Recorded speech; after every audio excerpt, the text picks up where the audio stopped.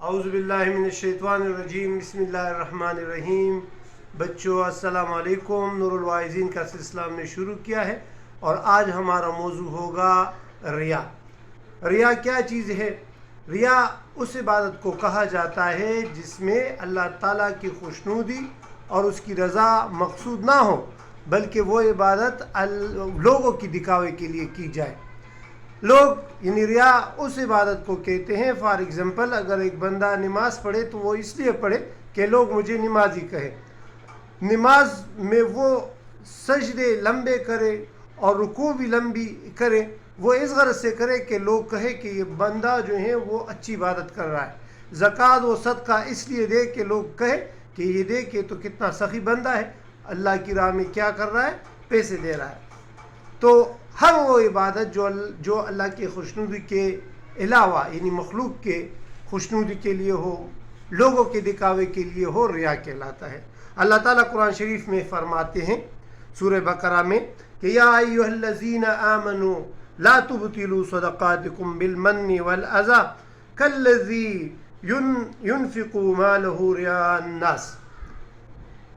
یہ سورہ بقرہ تیسرے پارے سے میں نے یہ آیات لی اور اس کا مفہوم یہ ہے کہ لوگ جو ہیں وہ عبادت کریں گے لیکن اپنے ان عبادات کو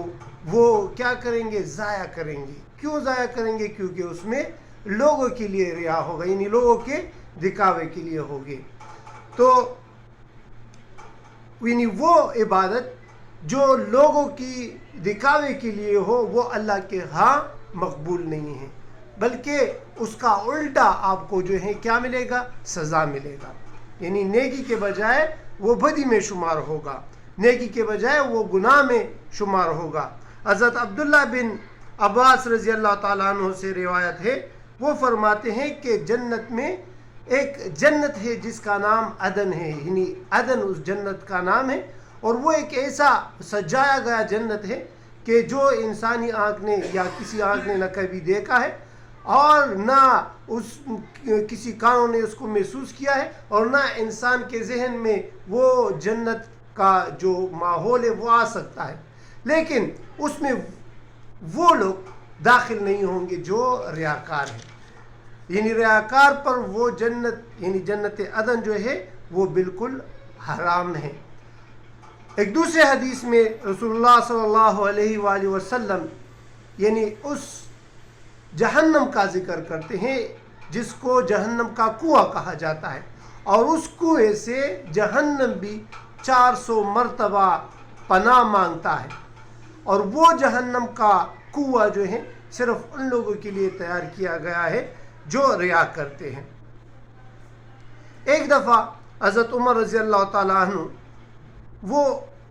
مسجد نبوی کی طرف جا رہے تھے تو دیکھا کہ معاذ بن جبل وہ حضور صلی اللہ علیہ وآلہ وسلم کے قبر مبارک کے ساتھ بیٹے رو رہے تھے۔ حضرت عمر رضی اللہ تعالیٰ عنہ نے پوچھا کہ آپ اس لیے رو رہے ہیں کہ حضور صلی اللہ علیہ وآلہ وسلم آپ سے جدا ہوئے ہیں؟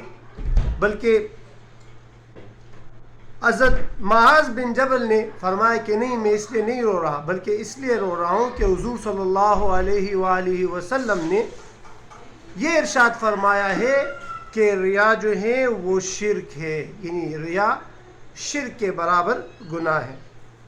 اسی طرح حضرت شداد بن اوس سے روایت ہے، وہ فرماتے ہیں کہ حضور صلی اللہ علیہ وآلہ وسلم کا فرمان ہے کہ جس نے نماز اس خیال سے پڑھی تو کہ وہ لوگ اس کی تعریف کر لے تو اس نے شرک کیا، یا جس نے زکوٰۃ دی یا روزہ رکھا اس خیال سے روزہ رکھا کہ لوگ اس کی تعریف کریں لوگوں کے دکھاوے کے لیے تو اس نے شرک کیا، یا جس نے صدقہ دیا لیکن اس خیال سے کیا کہ لوگ اس کی تعریف کریں تو اس نے بھی شرک کیا۔ اس حدیث کا مفہوم میں نے آپ کو بیان کیا کہ حضور صلی اللہ علیہ وآلہ وسلم نے یہ جو بڑی بڑی عبادتیں ہیں جس میں نماز ہے، جس میں روزہ ہے، جس میں صدقہ ہے، اب کوئی بھی بندہ اگر وہ اس خیال سے کرے کہ لوگ اس کی تعریف کرے تو یہ شرک ہے، یا لوگوں کی دکھاوے کے لیے کرے تو شرک ہے۔ بلکہ حدیث جو حضرت محمود بن لیلہ سے روایت ہے کہ شرک جو ہے وہ شرک یعنی ریا جو ہے وہ شرک اصغر ہے، یعنی اس کو شرک اصغر کہا گیا ہے۔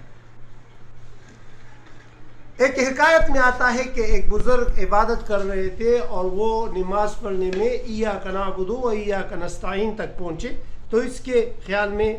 کے دل میں یہ خیال آیا کہ ایاک نعبد کا مطلب تو یہ ہے کہ میں اللہ تعالیٰ کی عبادت کرتا ہوں، لیکن اس کو ایک آواز آئی کہ نہیں، تم تو عبادت اللہ تعالیٰ کی نہیں کرتے، مخلوق کی کرتے ہو۔ تو اس بندے نے کیا کیا؟ اس بندے نے توبہ نکالی اور وہ مخلوق سے چلے گئے۔ پھر دوسری دفعہ جب وہ عبادت پر آئے تو اس نے ایاک نعبد و ایاک نستعین پر جب آئے تو اس کے دل میں خیال آیا کہ تم ایاک نعبد و ایاک نستعین یعنی نماز اس لیے پڑھتے ہو کہ آپ کے ساتھ دولت ہے، تو اس نے اپنے آپ کو دولت سے بھی محروم کیا۔ پھر جب وہ عبادت پر کھڑے ہوئے ایاک نعبد و ایاک نستعین پر آئے تو پھر اس کی ایک آواز آئی غیبی کہ تم عبادت اپنے لباس اور اس کے لیے کرتے ہو۔ پھر اس نے صرف اپنی ضرورت کے کپڑے جو ہے وہ چھوڑے اور پھر اپنے وہ سارے جتنے بھی کپڑے تھے وہ بھی صدقہ میں دیے۔ پھر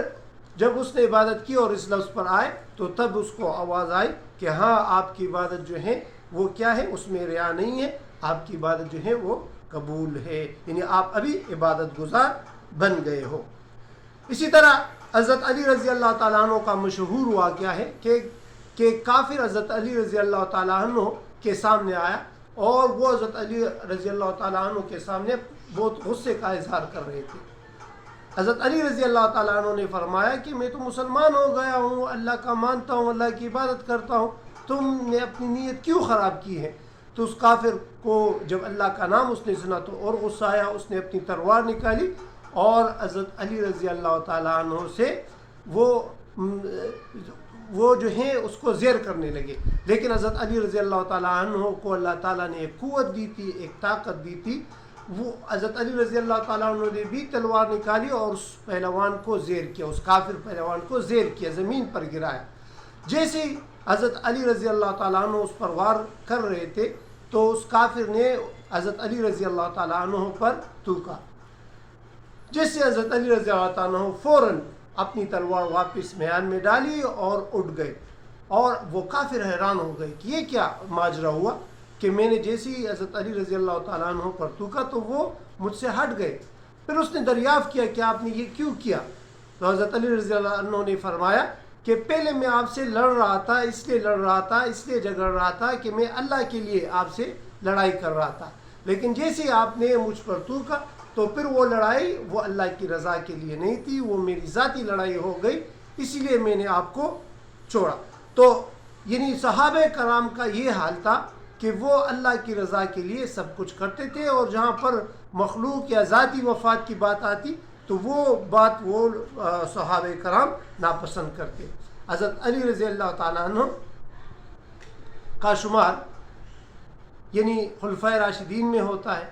چوتھے خلیفہ بھی تھے، اور حضرت محمد صلی اللہ علیہ وآلہ وسلم کے چچازاد بھی تھے اور اس کے داماد بھی تھے، اور اللہ تعالیٰ نے اس کو ایک خطاب دیا تھا شیر خدا کا، یعنی یہ حال شیر خدا کا ہے کہ وہ اپنی ذات پر اگر کوئی بات آتی ہے تو اس کو چھوڑتے ہیں اور اللہ کی رضا کے لیے وہ اسلام کے لیے لڑتے ہیں۔ تو مختصراً یہ کہ ہر وہ عبادت جو ریا کے لیے ہو وہ اللہ تعالیٰ کے ہاں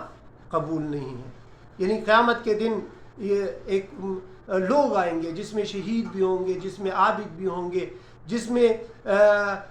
حاجی بھی ہوں گے، وہ آئیں گے اور بار بار جو ہے اللہ تعالیٰ اس سے پوچھے گا کہ آپ تو شہید ہوئے ہو، تو وہ کہے گا کہ ہاں میں تو شہید ہوا ہوں، لیکن اللہ تعالیٰ کہے گا کہ آپ نے شہادت اس لیے کی کہ لوگ آپ کو شہید کہے۔ اسی طرح حاجی بھی آئے گا، حاجی بھی یہی کہے گا کہ میں نے عبادت کی ہے، حج کیا ہے، تو اللہ تعالیٰ فرمائے گا کہ آپ کی حج میرے لیے نہیں تھی بلکہ لوگوں کے دکھاوے کے لیے بھی تھی۔ اس طرح صدقات والے، یعنی یہ جتنے بھی لوگ آئیں گے اللہ تعالیٰ ان کے عبادات کو رد کریں گے۔ تو ایسا نہ ہو کہ ہمارے عبادات قیامت کے دن رد ہو جائے۔ ہمیں عبادت صرف اللہ کی رضا کے لیے کرنی چاہیے، ہمارے صدقات، ہمارے خیرات اور ہمارے جو جتنے بھی اعمال ہیں وہ صرف اور صرف خالصتاً اللہ کے رضا کے لیے ہونی چاہیے۔ اللہ ہمارے عبادات کو قبول کر لے، اللہ ہمارے وہ عبادات جو ہم نے ریا کے لیے بھی کیے ہو اللہ اس کو بھی تبدیل کر لے اللہ کی رضا کے لیے، اور اللہ ہمارے دلوں میں اللہ کی وہ خوفیت، خوف الہی وہ ہمارے دلوں میں ڈالے اور ریا کا مادہ ہمارے دلوں سے نکلے۔ وآخر دعوانا الحمدللہ رب العالمین۔